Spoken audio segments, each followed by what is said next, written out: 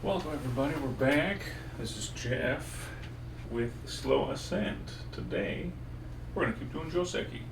This is interesting. Actually, in my club this week, I was discussing the three stone pincer middle attack. How can all these shapes connect? There's a lot of Joseki, right? To connect under or over. The stone gets pincered. And last time, we were talking about this shape, the two space extension. What do you do when the guy does a 3 stone extension? You just let him have it. Short answer, no.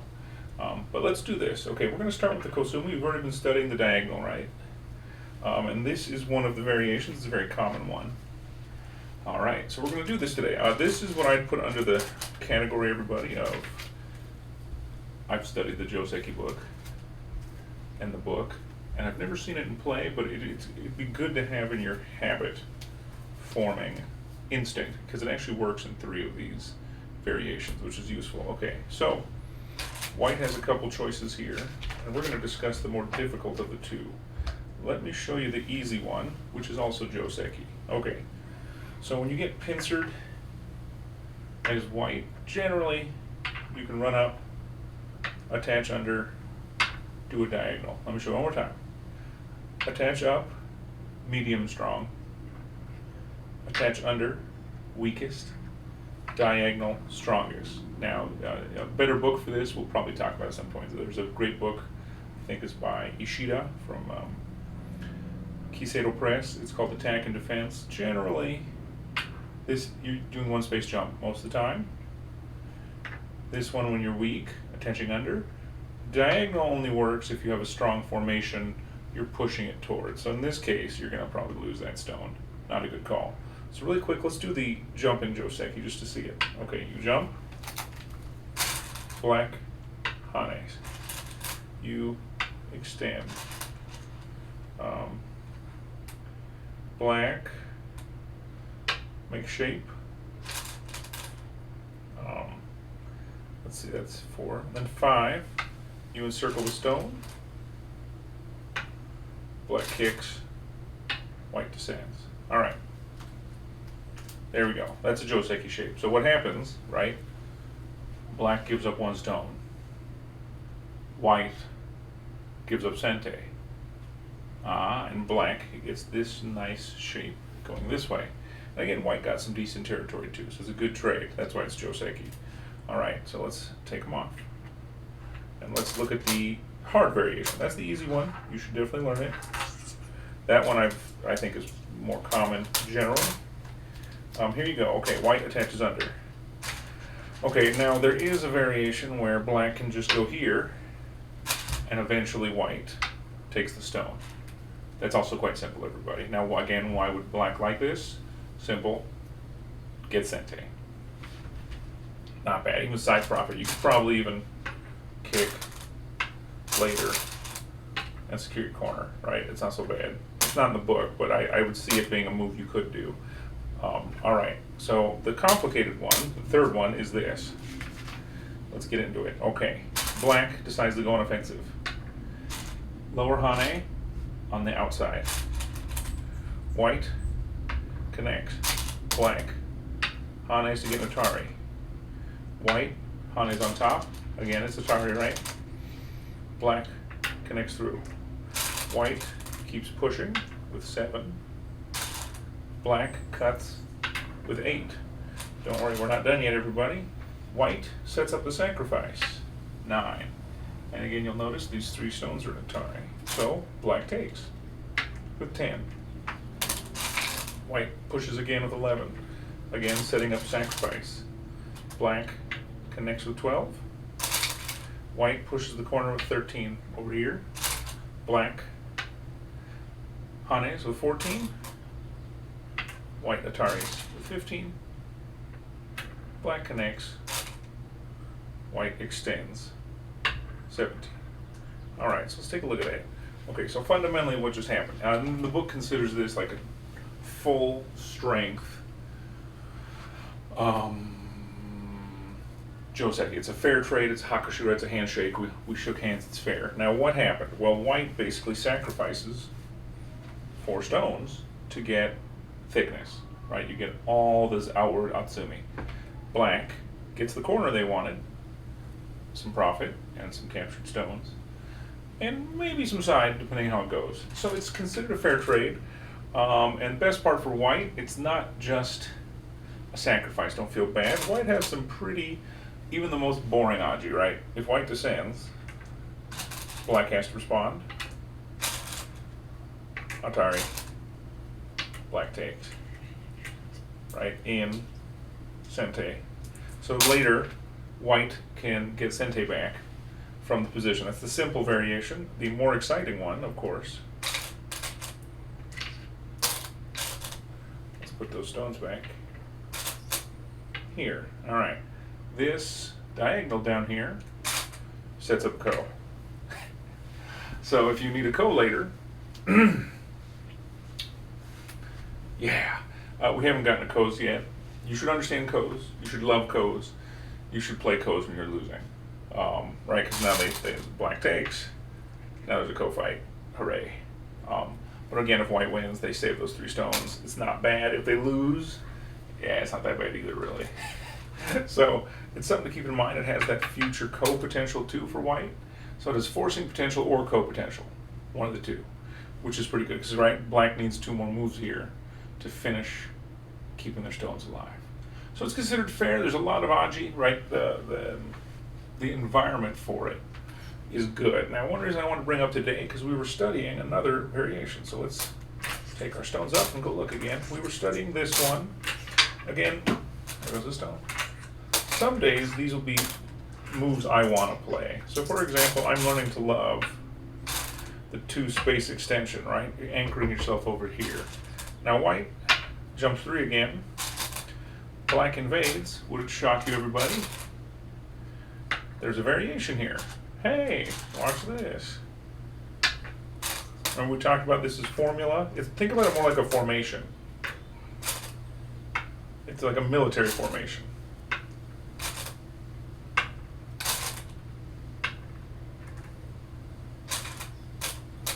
Right, then we keep doing our old one.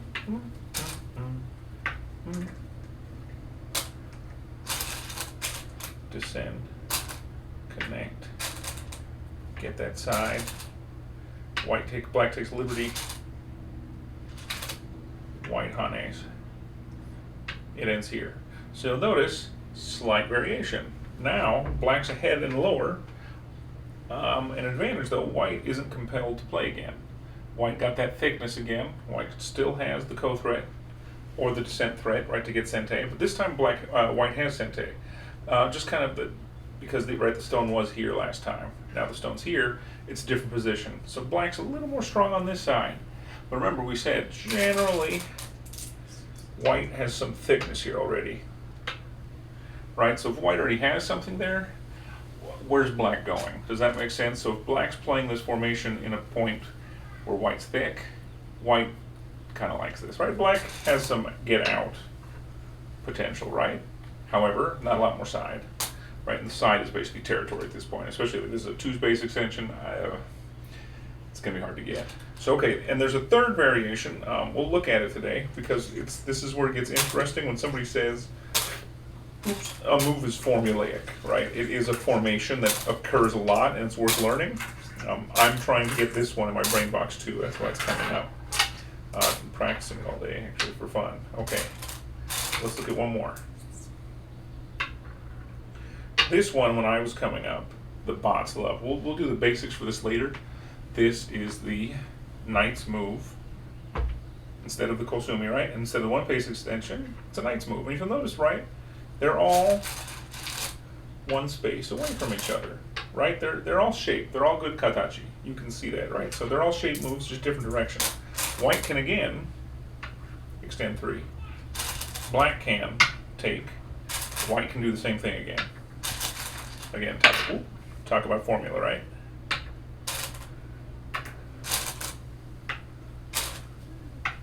Let's work our way through it. Black extends, white extends. cuts. White pushes down. Black pushes down. Oh yeah, white takes, or black takes, excuse me. White extends down. Black connects. White takes the corner. Black puts pressure. White hot ends. Black.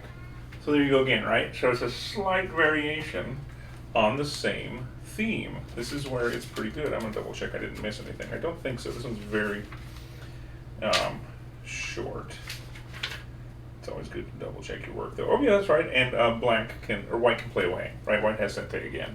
Still has thickness, played one less move. Now the only thing I'll note of these three, they're all joseki, like they're good formations. The best is still the first one, according to the book. That is to say the kosumi, the diagonal play is considered the most balanced, right? So here, there, here, there. This one is considered the best for black and white. The other ones are a little less fortunate. For me, I feel like black gets goat, which is not as great if I was black, to be honest. All right, sorry, I missed a move there. Here, take it, push, cover, cut, push down, takes the stone, extends down, black connects, white goes on the outside, black hane, white atari, black connect, white extend. Yeah, so because there's that extra extension, for me, if you ask just pure, I guess not subjective go feeling, my experience of go, this one feels the most balanced because white is lots of thickness but gote. All the other ones, white gets the thickness and sente and still has all the aji down here.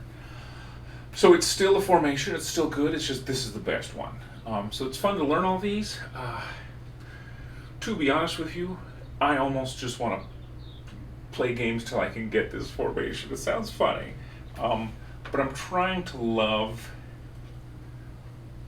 more variations because coming up, right, I'd say my first year and a half of Go, these kind of moves terrified me. I was really scared. And again, why, right? Because again, if you miss an approach, right, if white goes here, and I don't know, you forget, what happens? Whole group's in Atari. Oops, the whole corner just evaporated. So what I will say about these these longer variations are more cognitive load. That is the part where you ask, Jeff, what's the downside? Why wouldn't I play these every time? You should. It's that training though, to remember that these are cognitively more heavy than the simple moves.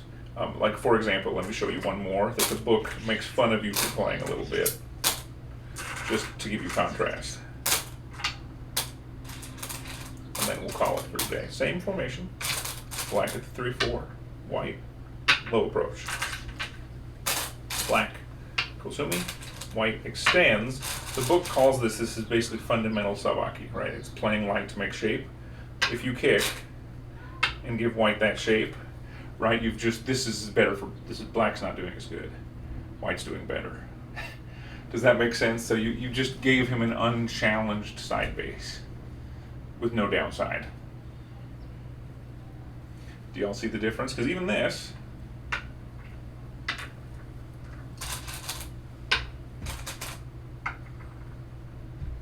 you got your side extension, he got goat.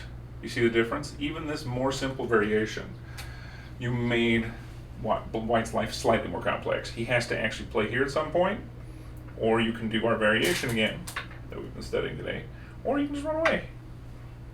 You see the difference? So, like, complicate your opponent's life a little bit. This is the theme of studying this variation. And it's good because, hi everybody, if you study it, you're going to get the complication's going to hit you at some point, right? We joke when we play in person, right? You're playing those better players. They're going to, and somebody's giving you 4 stones or 3 stones, they're going to know more of the combinations. It's good to know the answers. All right, everybody. Until next time, it's your host, Jeff Sizer. Until the next move, have a good one.